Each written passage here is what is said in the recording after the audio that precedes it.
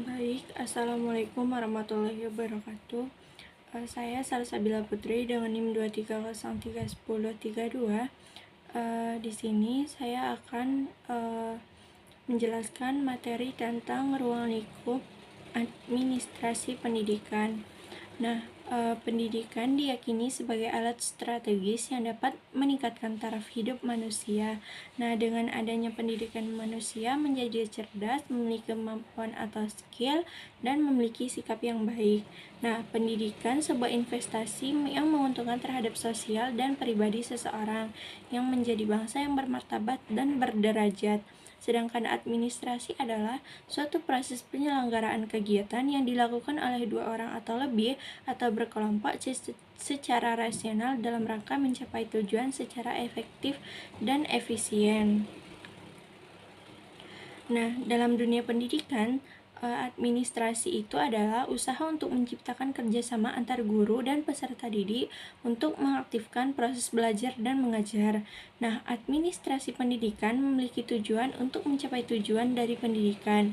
Administrasi juga sangat dibutuhkan agar proses belajar mengajar dalam pendidikan berjalan dengan baik. Namun, nyatanya sebagian besar orang yang ada di dalam dunia pendidikan memiliki pengetahuan dan pengalaman yang rendah tentang administrasi. Hal ini menjadi pusat perhatian dalam meningkatkan kemampuan administrasi yang ada di sekolah. Nah, selanjutnya yaitu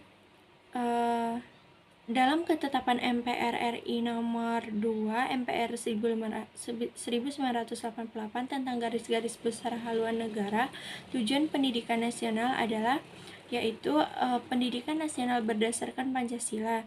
Nah, berdasarkan ruang lingkupnya, administrasi berlingkup mikro adalah administrasi bertahap lokal yang dilakukan perguruan tinggi dan sekolah untuk memahami dan menemukan dan tepat dan kronologik, yaitu mulai dari lingkup yang paling sempit atau mikro. Nah, yang pertama tuh ada ruang lingkup administrasi peserta didik. Dalam Undang-Undang Nomor 2 Tahun 1989 tentang Sistem Pendidikan Nasional Bab 1 Pasal 1 disebutkan bahwa pendidikan adalah usaha sadar untuk menyiapkan peserta didik melalui kegiatan bimbingan, pengajaran, dan latihan bagi tugas pada masa yang akan datang. Nah, administrasi peserta didik yaitu seluruh kegiatan yang direncanakan dan diusahakan secara sengaja, serta pembinaan yang kontinu terhadap seluruh peserta didik atau dalam lembaga yang bersangkutan, agar dapat mengikuti proses belajar mengajar secara efektif dan efisien.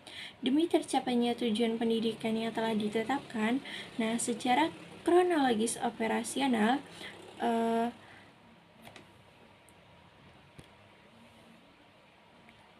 rentangan kegiatannya dari penerimaan peserta didik baru sampai mereka meninggalkan sekolah. Nah, administrasi peserta didik menunjuk pada kegiatan-kegiatan di luar kelas dan di dalam kelas.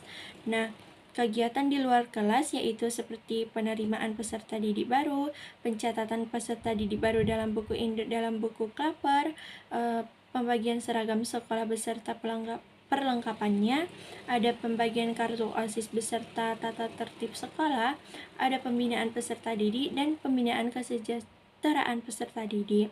Adapun kegiatan-kegiatan yang di dalam kelas yaitu seperti pengelolaan kelas dengan kondisi yang optimal agar terjadinya proses belajar mengajar dengan baik. Terus ada juga interaksi belajar mengajar yang positif dan perhatian guru terhadap dinamika kelompok.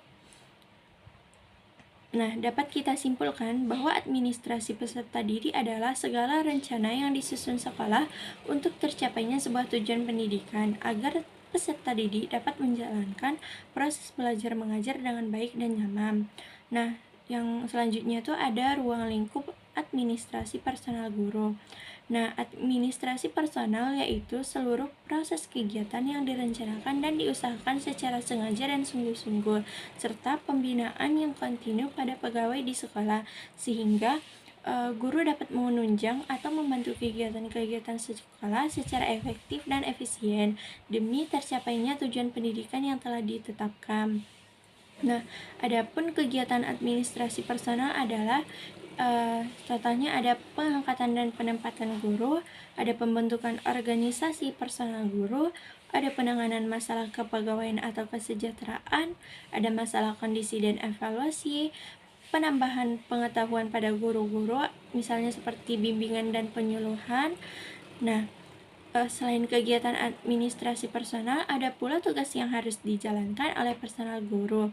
Nah, diantaranya yaitu mewujudkan situasi dan kondisi yang sehat dan dinamis yang dapat menunjang pelaksanaan proses belajar mengajar.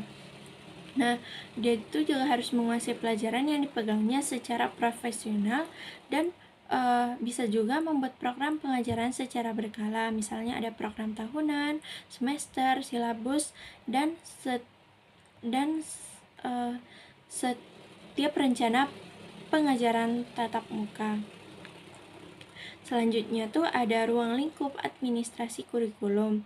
Nah, administrasi kurikulum ini yaitu seluruh proses kegiatan yang direncanakan dan diusahakan secara sengaja dan sungguh-sungguh serta pembinaan yang kontinu terhadap situasi belajar mengajar secara efektif dan efisien demi membantu tercapainya tujuan pendidikan yang telah ditetapkan. Nah, seperti berbagai metode, inovasi media dan sebagainya selalu dituangkan dalam proses belajar mengajar.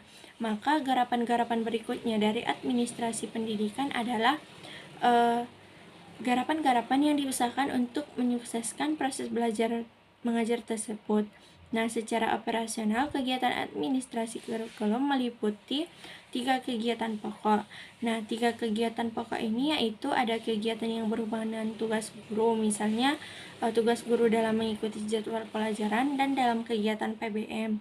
Kemudian ada kegiatan yang berhubungan dengan tugas peserta didik, misalnya tuh mengikuti dengan tertib jadwal pelajaran sekolah, mengikuti dengan konsisten dan konsekuen jadwal belajar serta kegiatan sehari-hari yang telah disusun sendiri. Nah, yang ketiga tuh ada kegiatan yang berhubungan dengan seluruh sivitas akademik. Nah, kegiatan penunjang PBM itu ada faktor kegiatan fisik, kegiatan non-fisik, dan perlengkapan bahan bacaan. Nah, selanjutnya tuh ada ruang lingkup sarana dan prasarana.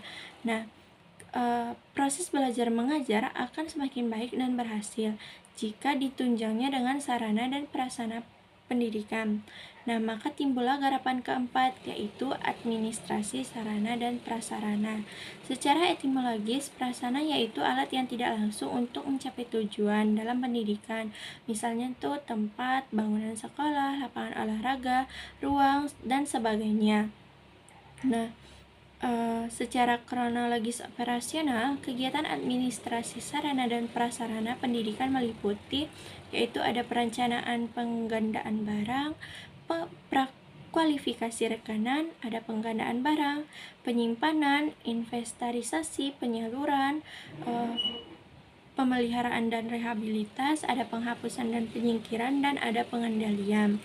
Nah, selanjutnya itu ada ruang lingkup administrasi anggaran biaya. Proses belajar mengajar akan semakin baik bila ditunjang dengan anggaran biaya yang memadai. Nah, anggaran biaya pendidikan merupakan seluruh proses kegiatan yang direncanakan dan diusahakan secara sengaja, serta pembinaan secara kontinu terhadap operasional sekolah. Nah, untuk membantu tercapainya tujuan pendidikan. Nah, dana yang masuk itu disebut dengan dana masukan atau input yang kemudian setelah dilakukan perencanaan anggaran lalu digunakan dalam pelaksanaan proses pendidikan dan akhirnya dipertanggungjawabkan sesuai ketentuan yang berlaku bersama hasil usaha atau output yang dihasilkan. Kemudian ada ruang lingkup administrasi organisasi, yaitu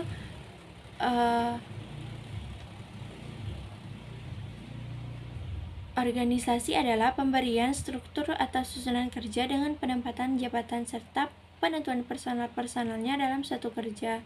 Nah, sehingga tersusun pola kegiatan menuju tercapainya tujuan bersama. Nah, pentingnya administrasi pendidikan yaitu dia tuh menyangkut semua materi, personil guru, perencanaan kerjasama, kepemimpinan, kurikulum, dan kesiswaan, serta lainnya.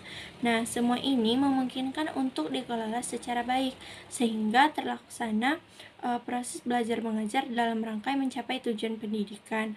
Nah, tanpa administrasi yang baik dan kepemimpinan yang tegas, mustahil akan tercapainya tujuan yang diinginkan. Untuk melaksanakan program ini, diperlukan komunikasi yang jelas, koordinasi yang baik, serta dilakukan secara terus-menerus dengan teratur. Oleh karena itu, setiap akhir tahun dibutuhkan adanya evaluasi berdasarkan administrasi untuk menilai perencanaan yang telah dilaksanakan agar bisa diperbaiki ke depannya. Baiklah, sekian yang dapat saya jelaskan. Kurang lebihnya saya mohon maaf. Assalamualaikum warahmatullahi wabarakatuh.